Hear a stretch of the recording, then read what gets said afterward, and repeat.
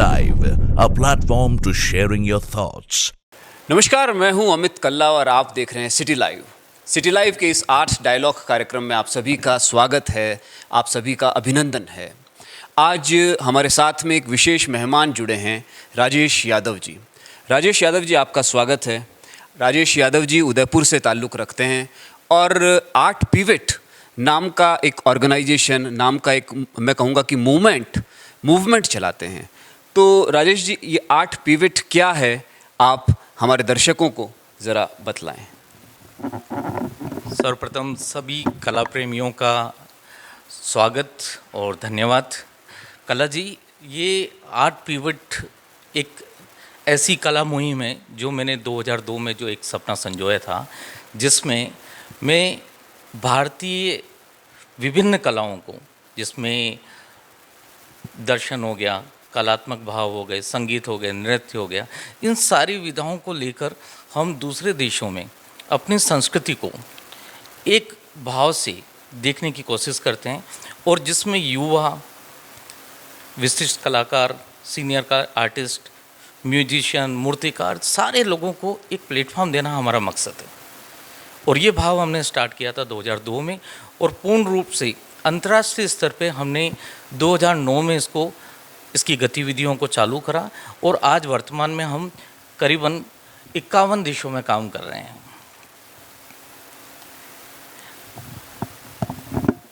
वाकई ये बहुत बड़ी बात है कि आप 2002 से जिस मुहिम को कैरी कर रहे हैं, जिस मुहिम को आप बढ़ा रहे हैं और आज आप 51 देशों की जो फहरिस्त है उसमें आप लगातार काम कर रहे हैं, वहाँ जा रहे हैं। राजेश जी, आपने अभी एक टर्म यूज़ किया, कल्चर। तो आप इस कल्चर को, यानी हम अगर हिंदी में उसको कहें तो वो संस्कृति होता है। तो और आजकल वो संस्कृति बड़ी मैं कहूँगा कि बड़ी ज्वलंत है। उसके बहुत सारे मैनिफेस्टेशंस, बहुत सारे उसके मीनिंग्स, बहुत सारे मेटाफर्स लोग अलग अलग तरीके से एब्जॉर्व कर रहे हैं।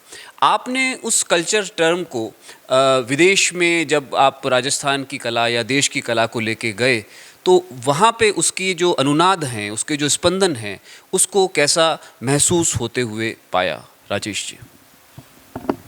भारतीय कला विरासत, जहाँ भी हम किसी भी देश में जाते हैं, लोग बड़े आदर भाव से देखते हैं, जिसमें चाहे चित्रकला हो, नृत्य हो, संगीत हो, मूर्ति कला हो।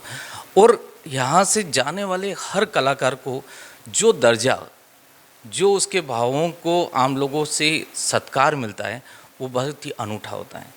चाहे हमारे राजस्थान की कला को ही ले लो, यहाँ से जाने वाले लोक कलाकार हमारे साथ में जब भी जाते हैं, अपने नृत्य की विधा देखते हैं, तो ये विदेशी धरती पर, चाहे उसमें सिंगापुर हो, मलेशिया हो, थाईलैंड में हमने काम किया, ईरान में काम किया और भी मैंने लंदन में काम किया, तो वहाँ जाकर मैं देखता हूँ कि भारतीय कला का, सभ्यता का जो भाव है, जो अनूठा संगम है, वो सारे देशों को आकर्षित करता है। और यही जो मूल भाव हमें छूता है और हम इसके लिए अग्रसर रहते हैं और नए प्रोजेक्ट करने के लिए बाध्य हो जाते हैं कि हमें कुछ नया करना है।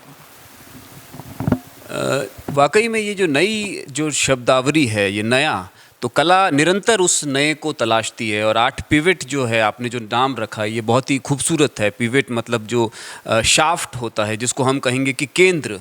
तो चित्रकार हो, चाहे मूर्तिकार हो, चाहे कोई शिल्पकार हो, माटी में काम करता हो, वो अपने केंद्र को तलाशता है। तो राजेश जी, मैं ये जानना चाहूँगा कि आपने इस पूरे मुहिम के कौन से केंद्र बिंदुओं को पर अपने आप को फोकस किया है? और दूसरा प्रश्न ये है कि हमें सुनने में बहुत आकर्षित लगता है हर चीज़ इंटरनेशनल, क्योंकि आपका जो थॉट प्रोसेस है या आपका जो रीच है वो इंटरनेशनल है। इसका प्रोसेस आप हमारे दर्शकों के साथ में साझा करें। जैसे ही आपने लंदन की बात की, आपने टर्की की बात की, आपने मलेशिया की बात की, हमारा हर कलाकार, जो हमारे हर दर्शक जो आर्टिस्ट हैं, वो वहाँ तक पहुँचना चाहेंगे। तो वो उस प्रोसेस को भी, उस रास्ते को भी आप थोड़ा सा खोलें कि आपका क्या जर्नी रहता है, कैसे रास्ता रहता है, क्या उसकी चयन प्रक्रिया रहती है, या किस तरीके से दूसरे जो आर्टिस्ट हैं, युवा लोग हैं, आपसे जुड़ सकते हैं। जहाँ तक हमारे कलाकारों का चुनाव का हो, चाहे उनका आदान प्रदान योजना हो, जिसमें विदेशी भाव हम यहाँ से जो इंटरनेशनली आर्टिस्ट लेके जाते हैं, मेरा एक अपना एक तरीका है कि सर्वप्रथम हम टीम वर्क करते हैं, जिसमें हम हमारे सीनियर आर्टिस्टों को भी शामिल कर रखा है। इस मुहिम के अंदर जितने भी कलाकार हैं वो लोक कला से प्रेरित होते हैं। हम लोकल है ना क्राफ्ट विधा को लेते हैं, हम संगीत और नृत्य के कलाकारों को लेते हैं, और इसका सीधा सा एक चयन प्रक्रिया ये है कि जो व्यक्ति जिसको अपनी कला का स्पंदन पता है, उसका भाव पता है, वो सहर्ष ही हमारे ग्रुप में शामिल होता है और अपने प्रोफाइल के साथ में विदेशी या देशज कहीं भी कोई गतिविधि होती है तो उसको लेकर हम उसको मौका देते हैं, जिसमें युवा, वरिष्ठ और कला विद्यार्थी सभी का हमारे हम स्वागत करते हैं इस बारे में। राजेश जी, आपकी जो प्रक्रिया है, आपका जो संस्थान है, वो क्या स्टेट ललित कला अकादमी या राष्ट्रीय ललित कला अकादमी या हम कहें कि ICCR जैसी जो संस्थाएं हैं जो विदेशों में भारतीय संस्कृति के लिए काम करती हैं, या हमारी जो एक्सटर्नल अफेयर्स हैं, उनके साथ क्या आपका एक अंतर संबंध है, या उसके साथ में कहीं जुड़ाव, या उससे कोई फाइनेंशियल मदद आप लेते हैं, या किस तरह से कलाकारों को आप वहाँ तक अपने मुकाम तक पहुँचाते हैं? बहुत अच्छी बात पूछी, क्योंकि आज जो दौर है जिसमें समसामयिक कला कुछ हद तक संघर्षशील भी हैं कि आखिरकार ये इस तरह की गतिविधियाँ किसके सहयोग से होती हैं और हम इनको कैसे संपन्न करते हैं। तो मैं आपको बताना चाहता हूँ कि मैं रिसेंटली 2 साल पहले ही साउथ कोरिया सरकार ने मुझे एज ए कल्चर एम्बेसडर नियुक्त किया है। वहाँ बड़े बड़े म्यूज़ियम्स हमें सहयोग करते हैं, प्रदर्शनी के लिए आमंत्रित करते हैं। इसी के साथ मैं AAA एशियन आर्ट एसोसिएशन का मास्टर आर्टिस्ट मेंबर हूँ जो सिंगापुर में है। इसके अलावा ICCR न्यू दिल्ली ने मुझे रिकमेंड करके लंदन एग्जीबिशन के लिए बुलाया। इसके साथ ही राजस्थान पर्यटन विभाग और आसपास फैले हुए छोटे छोटे जो संस्थाएं हैं वो भी हमारे इस बड़े आंदोलन के अंदर, कलात्मक आंदोलन के अंदर अपना सहयोग देते हैं, और यही सहयोग हमें बाहर की गतिविधि करने के लिए बहुत ताकत देता है, बढ़ावा देता है। तो मैं धन्यवाद देना चाहता हूँ ऐसी संस्थाओं का जो कहीं ना कहीं कलाकारों को उनके उन्नत भविष्य के लिए कार्य कर रहे हैं।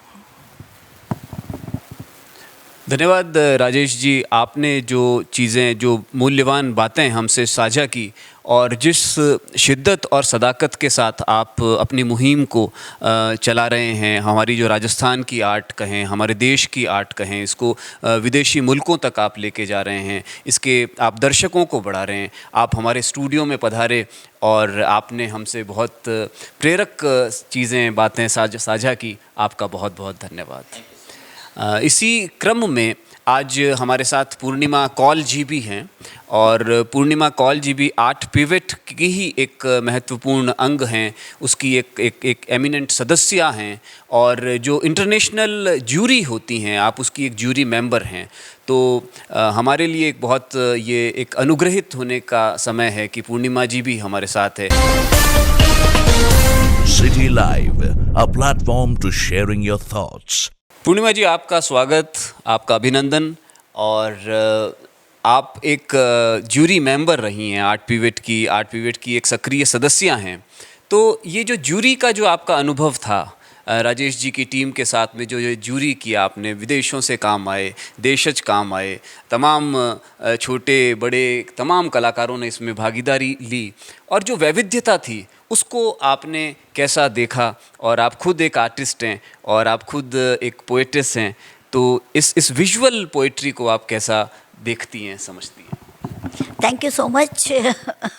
आई फील ऑनर्ड कि चलो इंटरनेशनल ग्लोबल जजेस में मेरे को आर्ट पिवट की टीम ने सेलेक्ट किया, और मौका मिला हमें ये देखने का कि देश विदेश के बच्चे, स्टूडेंट्स किस लेवल का और किस तरह का काम कर रहे हैं।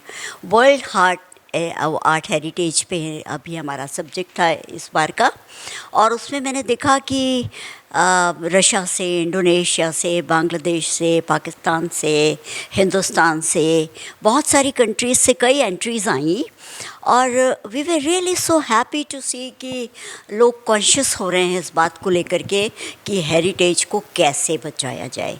कल्चर किसी भी देश का हो, मेरे देश का हो, आपके देश का हो, किसी भी देश का हो, कल्चर कल्चर होता है। और I had a wonderful time कि उन सारे देश के स्टूडेंट्स का काम हमको देखने को मिला and it was really difficult to जज them, but we had a wonderful time. और उदयपुर में अभी इस क्रम में आर्ट पिवट की एग्जीबिशंस 4 कंट्रीज़ में होने वाली थी, हिंदुस्तान में, बांग्लादेश, नेपाल में, इंडोनेशिया और भूटान में। Thank you Purnima ji. Basically ये जो पूरा प्रोसेस होता है, ये इसमें सबसे पहले राजेश जी से भी हमारी बात हुई कि वो एक्ट होता है, उसके बाद में आप लोगों से, आप कला से, आप रूपांकनों से, रेखाओं से कनेक्ट करते हैं और फिर आप एक रिफ्लेक्ट करते हैं। So it's a process of act, connect and reflect. तो ये रिफ्लेक्शंस जो हैं पूर्णिमा जी, इस पूरे हम कहें कि इस पूरी प्रक्रिया के जो रिफ्लेक्शंस हैं वो आप कैसा देखती हैं और उसके जो रिजल्ट्स हैं वो वहाँ पर आप कैसे उसको समझती हैं। और सेकेंडली इसी में एक और प्रश्न मेरा है कि आगे की आप क्या योजनाएं हैं आपकी, आगे आप क्या क्या चीज़ों को करने वाले हैं, उसको भी थोड़ा सा हमारे दर्शकों के साथ में आप साझा करेंगे तो बहुत कृपा हो। ज़रूर, एक अच्छा क्वेश्चन आपने किया है कि आगे हमारे फ्यूचर प्लान्स क्या हैं। जैसा मैंने अभी बताया था कि हम 4 कंट्रीज़ में इसको करने वाले हैं।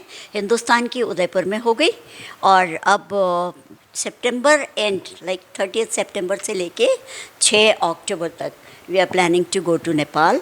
नेपाल में काठमांडू में हम लोग करेंगे ये एग्जीबिशन और उसके बाद नेक्स्ट जाएंगे भूटान, फिर Indonesia in this year only. तो आपने जो पूछा कि ये भविष्य इसका आप कैसे देखते हैं, तो I am happy to see कि ये जो यंग जनरेशन है, Amit ji, I think this is already high time कि अब यंग जनरेशन को ये समझना पड़ेगा कि इस विरासत को हमें बचाना है। अभी नहीं तो कभी नहीं बचा पाएंगे। This is high time and I am happy to see कि यंग जनरेशन इस बात को समझ रही है और इस तरह के अगर आर्ट फेस्टिवल्स होते रहेंगे तो उनको ज़रूर मौका मिलेगा और वो इस पे ज़रूर काम करेंगे। आपको मुबारकबाद और बहुत बहुत बधाइयाँ कि आप जिस शिद्दत से ये सारी प्रक्रिया में शामिल हैं और उसे आगे ले जा रही हैं। तो सिटी लाइव में राजेश यादव जी, आपका, पूर्णिमा जी, आप दोनों का पधारने के लिए, आप दोनों का आने के लिए और अपनी बात को शेयर करने के लिए धन्यवाद।